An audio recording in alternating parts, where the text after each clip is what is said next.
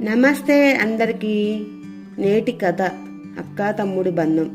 ఒక ఊర్లో కావ్య, అర్జున్ అనే అక్కా తమ్ముడు ఉండేవారు.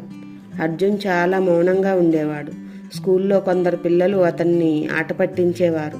ఒకరోజు కావ్య గమనించింది, అర్జున్ రోజు ఆలస్యంగా ఇంటికి వస్తున్నాడు. ఏమీ అడగలేదు, కానీ గమనిస్తూ ఉంది.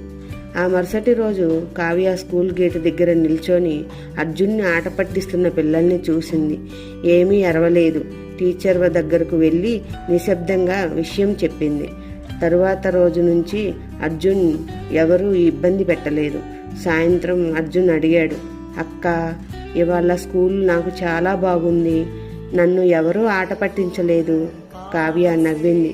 అలా ఉండాలిరా.